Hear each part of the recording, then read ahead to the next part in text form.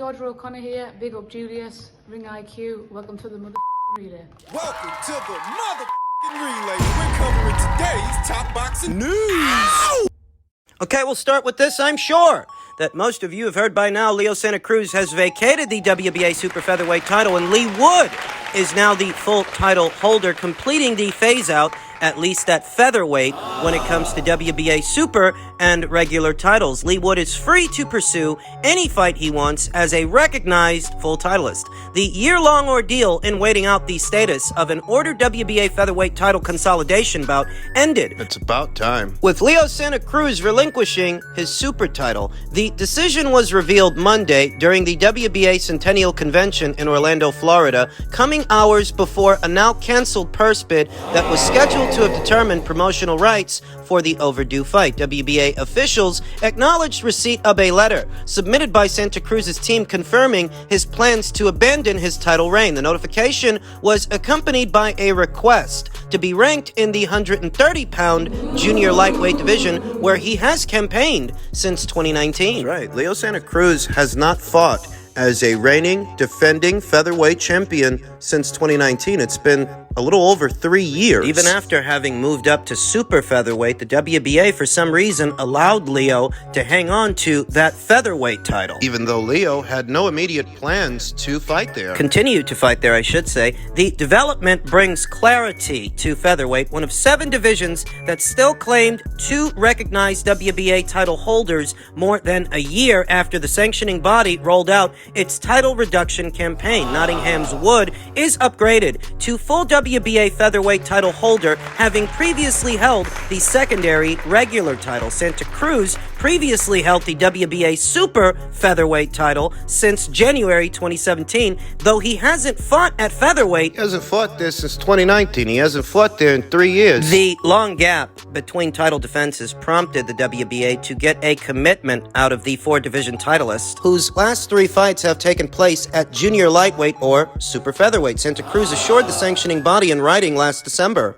of his intention to return to featherweight. The commitment put him on the hook to face the winner of WBA World Regular title fight between defending secondary titleist Lee Wood and then unbeaten Michael Conlon this past March 12th in Wood's hometown of Nottingham. Their epic clash saw Wood recover from an opening round knockout and a scorecard deficit to emphatically knock Conlon out in the 12th and final round. The win marked the first defense of the secondary title he claimed in a 12th round knockout of Sukan last July in Brentwood, Essex, UK. Santa Cruz was waiting in the wings, having outpointed Keenan Carbajal in a non-title fight on February 5th in Las Vegas. The fight was his first since in October 2020. Knockout loss to Gervonta Davis to end his WBA junior lightweight title reign after just 1 fight. WBA ordered the fight on April 6th, with the 30-day period ending without TGB Promotions, Santa Cruz, and Matchroom Boxing, Wood, reaching a deal or even coming close. The fight was destined for a purse bid, though the process was delayed by months due to Wood's side protesting the purse split. A 75-25 purse split in favor of Leo Santa Cruz, even though Lee Wood was in possession of a secondary title. And for that, all he was entitled to by way of the WBA was 25% of the overall pot. I think most boxing fans don't understand how that kind of purse split makes negotiating a fight very difficult, especially for a fighter who's already been paying sanctioning fees for a secondary belt, a secondary title. Surely, having that WBA regular title should have, at least in theory, a bigger percentage of the pot. 30 to 40 at least. Matchroom argued on Wood's behalf that the Brit was entitled to do something closer to a 50-50 split as the more active fighter and emerging as the bigger draw since entering the title picture. Another reality. There's more buzz around Lee Wood's fights these days than there is around Leo Santa Cruz. The request was denied. So too, at the time, was a special permit request from TGB to instead stage a Santa Cruz versus Vargas title unification. A purse bid hearing was ordered but canceled when TGB and Matchroom informed the WBA that a deal was reached, insisting that the fight would take place on a Premier Boxing Champion show on either November 5th or November 12th. that never came close to happening, as both sides sought to stage separate fights. The WBA granted what was claimed to be a one-time exception, though neither fight materialized. Wood versus Lara or Leo Santa Cruz versus Ray Vargas. Thus, the fight between Leo and Lee was reordered, and here we are. Leo Santa Cruz has vacated the title, having not fought as a featherweight in something like 3 years, and I've no doubts, given where he is in his career and his age right now, making 126 pounds likely would have proved difficult. The fact that the WBA allowed this ordeal to go on as long as it did, it's their fault more than anyone else's, because they allowed Leo to hang on to a belt at 126 while he was campaigning as a champion at 130. Also that 3 years after his last featherweight bout, he can end up vacating the title anyway. Leo Santa Cruz has held that title hostage for a very long time, bringing no excitement and no unification bouts to the featherweight division. The Gary Russell fight, that never happened. Even though it would have been an in-house fight between PBC fighters, PBC champions, the Ray Vargas fight never materialized, and we know that Leo Santa Cruz wasn't about to unify titles with any other outfits champions, any other outfits fighters. You can almost directly correlate the stagnation of today's featherweight division to one fighter, one champion, and that's Leo Santa Cruz. While he was champion, Matchroom attempted to orchestrate a unification match of their own between then champion Josh Warrington and then secondary champion of China, Kan Su, by way of the WBA. And because the WBA would not elevate Kan Su to full championship status, that unification match never materialized. So Leo's not bringing unification matches He didn't do any to the division on his own side of things, and he's actually preventing unification matches to happen on other sides of the street, or he was. Thankfully, those days are over. There are 4 champions at featherweight right now. There's Lee Wood holding the WBA, newly crowned IBF champion Luis Lopez, WBC champion Ray Vargas, and WBO champion Emmanuel Navarrete. Emmanuel, he's on his way up to super featherweight to attempt to become a 3-division champion, which means that brown belt, that WBO title, may become vacant very soon. At the same time, there are currently talks to stage a potential Luis Lopez versus Mick Conlon fight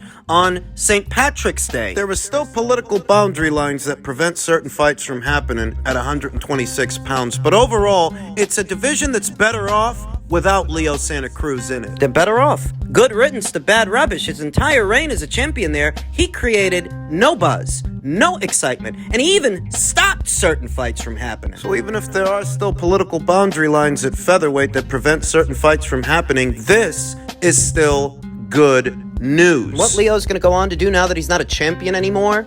Who knows, and who fucking cares? Things are effectively shaking, rattling, and rolling in today's men's featherweight division as International Boxing News tweets Lopez versus Conlan on St. Patrick's Day. Luis Lopez versus Mick Conlan for Luis Lopez's newly obtained IBF World Featherweight title is being planned by Top Rank for St. Patrick's Day weekend, though the location of the match is subject to speculation, as Mick Conlan is rumored to be one of 600 individuals due to his tenuous associations with MTK, now defunct MTK, the now defunct MTK, and suspected crime boss Daniel Kinahan. Mick Conlan is one of 600 individuals in the sport of boxing rumored to be on a banned list, banned from entering into the United States. And we all know that Top Rank is a U.S.-based outfit. Caters to a U.S. audience. If they want to do a fight between Mick and newly crowned IBF featherweight champion Luis Lopez of Mexico, unless that ban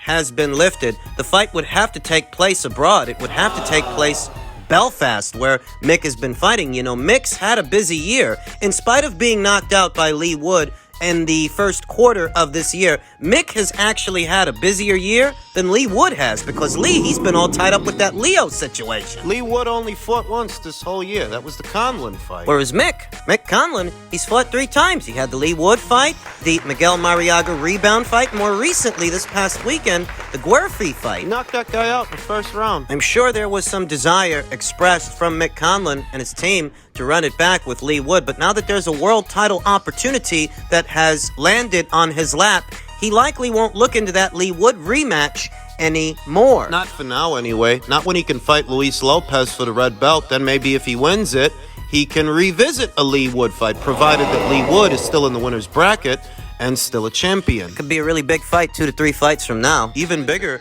than the first one was, tack on alphabet titles, Lee Wood's WBA and Mick Conlan, potentially his IBF, should he win it from Luis Lopez. That could be a very big fight. Can Mick Conlan beat Luis Lopez, though? I'm not overly impressed with Luis Lopez or this past weekend's performance. And he has been beaten before by a non-puncher in Ruben Villa, whose bread and butter really is his boxing more than his brawling. The same applies to Mick Conlan. Mick is a capable fighter, a capable boxer, but he's more of a boxer than a puncher. A lot of people thought that Luis Lopez was going to go in there this past weekend and do to Josh Warrington what Mauricio Lara did to Josh Warrington, and that didn't happen. He didn't trounce him, didn't ragdoll him, didn't knock him out. He did not make short work of Josh Warrington, who really is a more war-torn fighter than young Mick Conlan. Luis was awarded the decision. That much he did accomplish. He is this division's IBF champion. But he didn't impress me.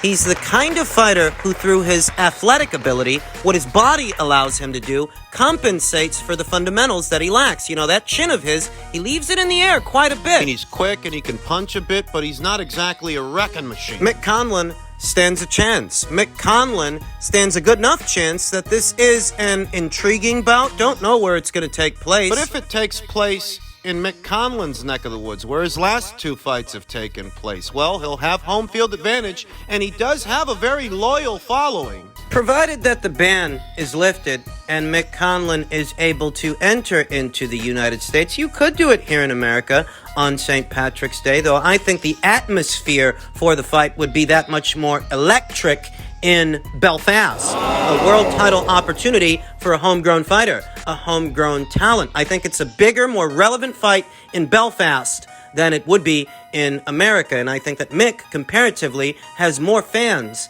in his neck of the woods than Luis Lopez does here in America. It's a title fight, but it's just another fight. It's just another title fight here in America. We'll see where it lands, though as stated, things are shaking, rattling, and rolling in the men's featherweight division. Before news broke that Leo Santa Cruz had vacated the WBA title, the plan for Lee Wood seems to have been to put him in there with Mauricio Lara, reschedule the fight that they were supposed to have this year. But now that Lee Wood is a full-fledged featherweight champion, you wonder that they won't revise that plan and perhaps opt to make a Lee Wood versus Josh Warrington fight. Even though Mauricio Lara still is a high-risk, low-reward, and Lee Wood is under no certain obligation to face him or give him a title shot. Oh, I know that guys like me and you might like that fight, and we might want that fight, but does Lee Wood? You can make the same or more money boxing Josh Warrington off a loss. Just giving it to you straight. It's the only way I know how to give it to you. So if you're Lee Wood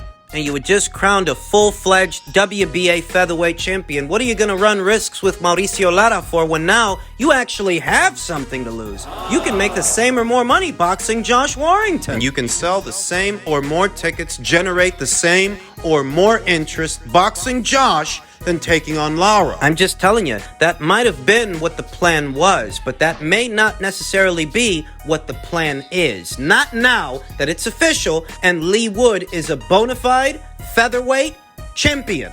In men's welterweight news, on the heels of his knockout loss to Terrence Crawford and what appeared to be a wardrobe malfunction, you know, one of Terrence Crawford's gloves started to come apart in the middle of the fight, Team Avanesian posted this to their social media, and it reads, "Accepting defeats is difficult, but we went through it, and we can take it with dignity. While defeats that were in an unfair fight are quite difficult. I am not begging Crawford's credit in any case. He is a great boxer, but how at this level you can let a boxer use these gloves on a fight for a world title? Do we have a lot of examples where even at regional boxer competitions, they take off glasses and change gloves? Once again, this is a fight for the title of the world champion in one of the most prestigious versions. I ask the entire boxing community to pay attention to such arbitrariness. Please pay attention to the WBO. You always say that the health of a boxer is first for you. Am I right? But how are your judges? Translation's a little rough because it was originally written in Russian. And essentially what's going on here is that Team Avanesian is complaining that the contest was allowed to go on in spite of Terrence Crawford's gloves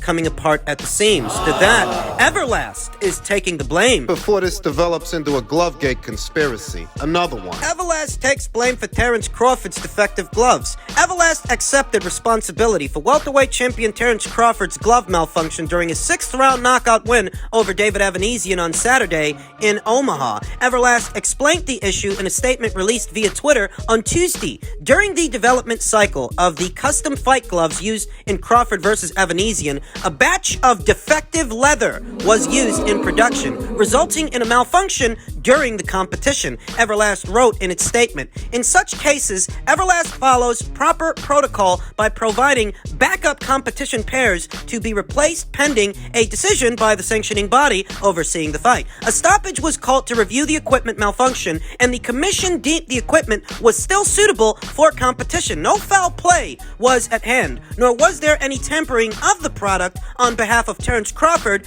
and his camp. You often hear me say that reality itself is often more mundane than people would like it to be, where some would like this to be a glove tempering issue, an instance of foul play in the sport. The reality of it is, it's just a bad batch of leather. And if David Evanesian and his team have a bone to pick with anyone, it really is the commission more than Terence Crawford himself, as it was the local commission that reviewed the gloves and allowed the contest to go on. You could see Terence Crawford's thumb through the glove. That's what they were saying. But you know what? Terence ain't punching you with his thumb. He's punching you with his fist, which was still encased behind the glove. So to me, it reads as much ado of nothing. And let's be honest here. Terence Crawford don't need to tamper with his gloves or wear defective ones to knock out somebody like David Evanesian. David was battered already by Igis Kavaliauskas, who was also beaten by Terence Crawford. Also knocked out. In fact, Terence Crawford has knocked out everybody he's fought his entire welterweight campaign. He don't need to go messing around with his gloves to get guys out of there. He's arguably the strongest finisher in the division and arguably one of the strongest finishers in the sport. So David Evanesian getting knocked out, defective gloves or otherwise, that was bound to happen. It was a foregone conclusion to many, a foregone conclusion to me. I told you ahead of the fight. Terence is going to let it go a couple of rounds because he needs the rounds. It's been a while since he fought. And, you know, it might go 6 or 7 rounds before he decides, okay, it's time to put this guy away. It looks like he never got out of first gear. David Evanesian is a solid fighter, but he's not on the level of a Terence Crawford. And as soon as Terence decided he wanted to go home, that's what he did. And as ho-hum and mundane as this might sound, as far as explanations go, wardrobe malfunctions happen. I remember in the Davis versus Gamboa fight, Gamboa's shoes were falling apart during the fight. That might be why he suffered a torn Achilles tendon, malfunctioning footwear. In this instance, it was a glove. So quit your crying. Shit happens.